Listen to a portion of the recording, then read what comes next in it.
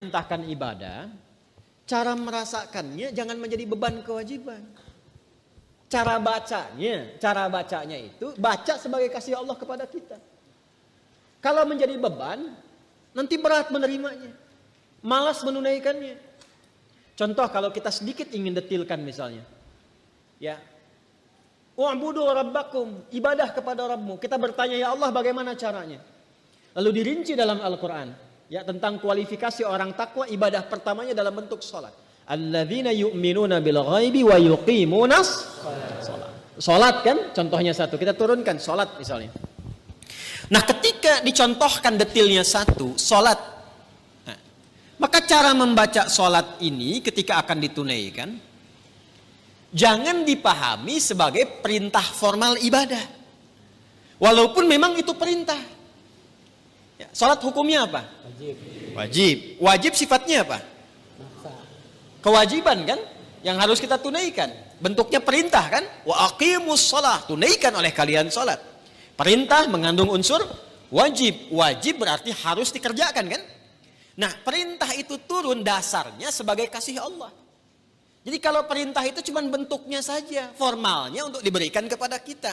Tapi di balik perintah itu yang harus kita rasakan dan tanamkan ke jiwa kita. Jadi ketika diperintahkan sholat, jangan lihat kewajibannya. Karena nggak dilihat pun tetap wajib. Paham? Yang dirasakan itu maknanya, apa hikmahnya di balik ini. Karena itu ketika Nabi diutus pun bukan hanya menerangkan, ini kerjakan, ini tinggalkan. Tapi hikmahnya apa? Karena itu Nabi mengajarkan tentang hikmah karena diperintahkan Quran. Ya. Quran surah kedua Al-Baqarah ayat 151. Gak apa-apa lompat sedikit, kita masih di ayat 21 ya. Kama arsalna fikum rasulan minkum yatlu alaikum ayatina wa yuzakkikum wa yuallimukumul kitaba wal hikmah wa yuallimukum ma lam takunu ta'lamun. Jadi ketika diterangkan kepada kita ibadah, kata Al-Quran ada perintahnya dulu. Makanya ibadah yang ditanya perintahnya. Sebaliknya kalau urusan dunia, kan teman-teman sekalian, terkait dengan urusan dunia itu larangan yang dicarinya. Jadi kalau urusan ibadah jangan ditanya larangannya. Karena sifatnya perintah, ditanya dalil perintahnya apa. Saking sayangnya Allah, gak usah banyak-banyak, ini aja yang diperintahkan kerjakan. Jadi jangan tanya larangan. Kalau ditanya larangan gak akan ketemu dalilnya. Sholat subuh berapa rakaat? 2. Boleh gak 3? Kan gak ada larangannya. Ada gak larangan ditemukan sholat subuh 3 rakaat? Sampai kiamat kurang 2 hari gak akan ditemukan. Karena memang salah pendalaman. Kalau ibadah itu yang dicari perintahnya. Kalau ada perintah kerjakan. Maka turun ayat sebagai dalil. Ya, konsepnya begitu. Kama arsalna fikum rasulan minkum yatlu alaikum ayatina. Turun ayat dari kami. Apa ayatnya? Dalilnya apa? Wa aqimus shalah. Baru kita sholat. Lihat prakteknya dari Nabi. Contohnya bagaimana? Dibatasi saking sayangnya Allah, gak usah banyak-banyak. Tapi kalau kita ikuti dapat hasilnya. Nah, sekarang bagaimana menjalaninya? Setelah turun ayatnya, belajar cara melakukannya, bahas juga hikmahnya supaya nikmat menjalani ibadahnya.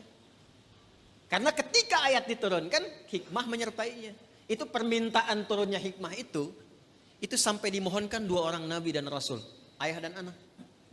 Nabi Ibrahim dan Nabi Ismail setelah tuntas alaihi wassalam meninggikan bangunan Ka'bah yang runtuh bagian atasnya di masa Nabi Nuh karena terkena banjir itu, tersisa pondasi. Masih ingat 2 tahun lalu saya terangkan? Ya kan? Pondasi bahasa Arabnya kalau satu qaidah. Kalau banyak jamak qawaid. Meninggikan bahasa Arabnya rafa'a yarfa'u. Ya. Yarfa'u.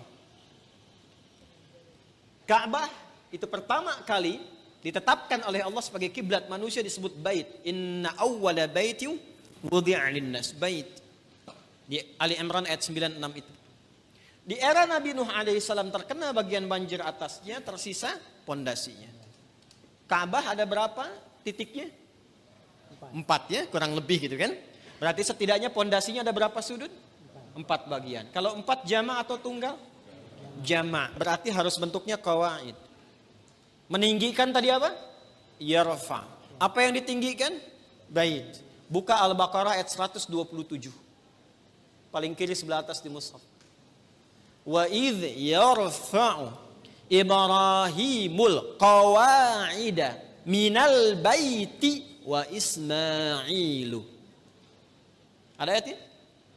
Wa idh yarfa'u Ibrahimul qawa'id minal bait wa Ismailu.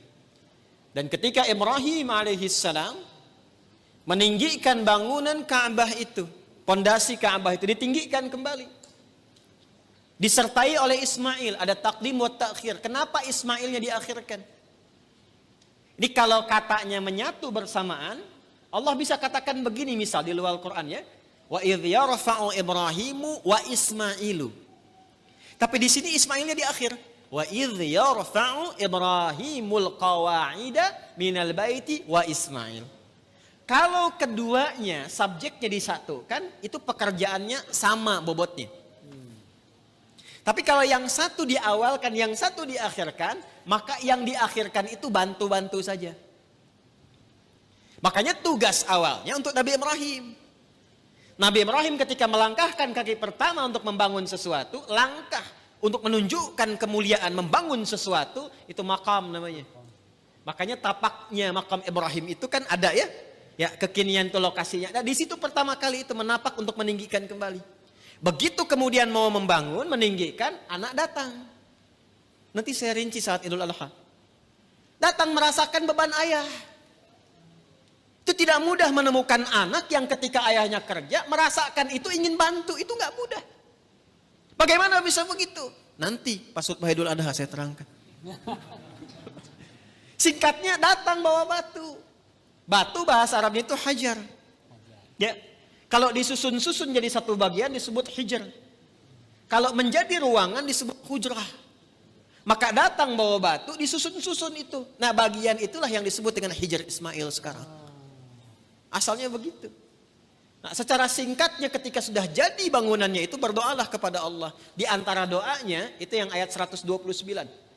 129-nya. Rabbana wab'ath fihim rasulam minhum yatlu alaihim ayatika wa yu'allimuhumul kitaba wal hikmah wa yuzakkihim innaka antal azizul hakim. Ya Allah, mohon ya Allah, nanti utus Rasul yang terakhir itu, Rasul yang paling terakhir. Karena Rasul ini yang paling mulia. Ya, nanti setiap Nabi dan Rasul, nanti ketika masuk ke ayatnya kita akan bacakan. Itu semua Nabi dan Rasul bisa bertugas setelah mengambil komitmen perjanjian dengan Allah akan membantu risalah Nabi Muhammad SAW. Di risalah Nabi Muhammad itu sudah diviralkan di zaman setiap Rasul sebelum kedatangan Nabinya. Ya. Wa idh akhadallahu mitsaqan nabiyyina lama ataitukum min kitabin wa hikmati thumma ja'akum rasulun musaddiqun lima ma'akum la tu'minunna bihi wa la tansurunna qala aqrartum wa akhadhtum 'ala dhalikum isri qalu aqrarna qala fashhadu wa ana ma'akum masyahidin wa ana ma'akum minasyahidin. Jadi enggak mungkin ada rasul bertugas kecuali dalam tugas itu ada komitmen untuk membantu, menerangkan dan menguatkan risalah Nabi Muhammad SAW yang akan bertugas kemudian. Nabi Ibrahim, Nabi Ismail, itu keduanya bermohon, ya Allah, karena ini Rasul yang paling mulia, maka mohon ya Allah lahirnya dekat tempat yang paling mulia. Mana tempat yang paling mulia di bumi? Ka'bah. Di Makkah Al-Mukarramah. Karena itu satu-satunya Nabi yang lahir dekat Ka'bah itu cuma Nabi Muhammad SAW. Nabi Ismail dimakamkannya dekat situ, yang dekat sumur Zam-Zam itu. Ya. Tapi yang lahir di situ hanya Nabi Muhammad SAW. Yang sekarang jadi tempat maktabah qadimah itu. Ya, perpustakaan itu, ya. Cuma sengaja disamarkan supaya menunjukkan kepada masyarakat itu, ya, tentang situs-situs yang benar tapi tidak digunakan sebagai bagian dari penyembahan. Kadang nyampe sana ada yang salah kiblat. Gitu. Salatnya ngadep ke situ, makanya dituliskan di situ pakai gambar-gambar dicoret begini. Nanti yang umrah saya terangkan beberapa bagiannya di mana lokasinya. Ya, nanti ada di situ dekat rumah Abu Jahal, ada di situ. Ya. Rumah Sayyidah Khadijah. Nah, di tempat Nabi lahir itu ada keterangan di tembok sama gambar. Yang sujud dicoret, kan? Yang bawa macam-macam dicoret. Itu dituliskan pakai bahasa Arab, bahasa Inggris, bahasa Urdu, dan bahasa Indonesia. Artinya ada orang Indonesia yang ke situ juga salah kiblat. Dan jarak Nabi Muhammad SAW ke Nabi Ismail, Nabi Ibrahim itu bisa 29 sampai 30 generasi. Setiap generasinya bisa bertahun-tahun. Muhammad SAW bin Abdullah, bin Abdul Muttalib, bin Hashim, bin Abdul Manaf, bin Qusay, bin Murrah, bin Kilab, bin Ka'ab, bin Ghalib, bin Fihir, bin Malik, bin Nadar, bin Kinana, bin Khuzaimah, bin Mudrikah, bin Ilyas, bin Nizar, bin Mudar, bin Ma'ad, bin Adnan, bin Addi, bin Adri, bin Muqawwam, bin Nahur, bin Tarikh, bin Ya'rub, bin Yasjub, bin Nabit, bin Ismail alaihissalam, bin Ibrahim alaihissalam. 29 sampai 30 generasi. Coba ulangi. Itu sudah minta. Ya Allah, konstruksi risalah yang dibawa Nabi Muhammad itu kuatkan dengan ayat. Supaya jelas. Kita tidak bingung kalau mau ibadah. Makanya orang Islam itu ibadahnya jelas. Ini kalau ditanya sholatnya bagaimana? Ini perintah Allahnya. Ini contoh Nabi hadisnya. Terus itu bisa ditelusuri. Kebenarannya di Quran ada, di hadis tertuang. Bisa dilacak lagi kebenarannya. Setelah itu bukan hanya cara dan ayatnya, hikmahnya pun ada. Karena itu yang pertama, membaca perintah pun pakai hikmah. Jadi ketika ada kalimat misalnya, maaf, wa aqimus shalah, tunaikan salat, lalu datang perintah itu diisyaratkan lewat suara azan. Allahu akbar, Allahu akbar. Begitu tiba suara azan itu biasanya kalau iman sudah dikonfirmasi di hati, getaran muncul di jiwa. Iman itu kalau dari lisan turun ke hati, nanti kalimat azan itu dikonfirmasi oleh jiwa dengan getaran. Maka kalau Anda dengar azan, tiba-tiba ada getaran di jiwa untuk merespon itu tandanya keimanannya bagus. Itu ada di Quran surah ke-8 Al-Anfal ayat kedua. Kita masih di Al-Baqarah ayat 21. Innamal mu'minuna alladzina idza dzukirallahu wajilat. Jadi insan beriman yang sejati itu kalau imannya masuk ke dalam jiwanya, nanti ketika disebutkan nama Allah ada getaran dalam jiwanya. Merespon panggilan iman itu. Allahu akbar, Allahu akbar. Sudah azan. Diminta siap-siap. Diminta siap-siap. Lalu apa yang terjadi? Kalaupun dia bertanya, pikirannya bertanya, ya Allah kenapa ya saya mesti sholat? Itu langsung dijawab. Hayya 'alas shalah. Kenapa ya Allah? Hayya 'alal falah. Supaya kamu dapat falah. Apa itu falah? Bahagia dan sukses. Tadi yang saya terangkan di awal. Jadi kalau kita membaca setiap ibadah itu sebagai bagian jalan kebahagiaan dan kesuksesan, semangat kita sholat. Semangat. Apalagi paham fikihnya. Apalagi mengerti hikmahnya. Apalagi kita ngerti Qur'annya. Ya Allah, nangis tuh kalau sholat itu. Allahu Akbar. Nangis. Ya ayyuhalladzina amanu ista'inu bisabri wassalah. Hei orang-orang beriman, kalau sedang ada kesalahan, sedang punya masalah, sabar, terima dulu. Jangan dikeluhkan. Karena masalah itu dihadirkan bukan untuk menjadikan dirimu bermasalah. Supaya engkau meningkat kualitas. Supaya kehidupanmu lebih baik lagi. Supaya engkau makin teruji, makin kuat. Dan tidak mungkin kata Allah, aku menguji kecuali engkau sanggup mengatasinya. La yukallifullahu nafsan illa usaha. Apakah berhenti sampai situ? Tidak. Datang kepada aku minta solusi lewat salat. Ya ayyuhalladzina amanu ista'inu bisabri wassalah. Kamu sabar, terima dulu. Saat sholat datang padaku minta solusi. Jadi begitu dipanggil lewat sholat itu, ditunggu kita mau minta apa. Baru kita berdiri baca Al-Fatihah. Baca iyyaka na'budu wa iyyaka nasta'in. Hadis kutsinya mengatakan hadza baini wa baina 'abdi wa li 'abdi ma sa'al. Ini perjanjian antara aku dengan hambaku. Kalau hambaku benar cara ibadahnya, apapun yang ia minta sekarang aku berikan sepanjang maslahat untuknya. Itu hadis qudsi. Ibadi khalaqtuka lil ibadati fala tal'ab wa qasamtu laka rizqaka fala tal'ab wa qasamtu laka rizqaka fala tat'ab. Hambaku, aku ciptakan kau itu untuk ibadah. Wa ma khalaqtul jinna wal insa illa, aku ciptakan kau untuk ibadah. Artinya kita dicipta ini memang supaya bahagia. Karena ibadah itu pengantar kebahagiaan. Kita itu tercipta untuk senang, saking sayangnya Allah kepada kita. Kehidupan rumah tangga itu menyenangkan.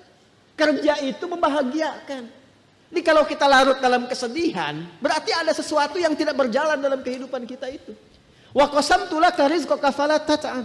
Kamu aku ciptakan untuk ibadah, jangan banyak mainnya, kata Allah. Kalau kamu benar ibadahnya, jangan khawatir tentang rizki. Aku bagi dan aku percepat. Engkau gak usah lelah mendapatinya. Itulah ibadah. Kurang apa Allah di situ? Dan itu dibuka untuk semua hambanya gitu. Itu yang luar biasa. Dan itu berjalan di setiap kesempatan generasi. Dari generasi awal loh. Sampai ke kita, sampai kehidupan berakhir. Kurang sayang apa Allah kepada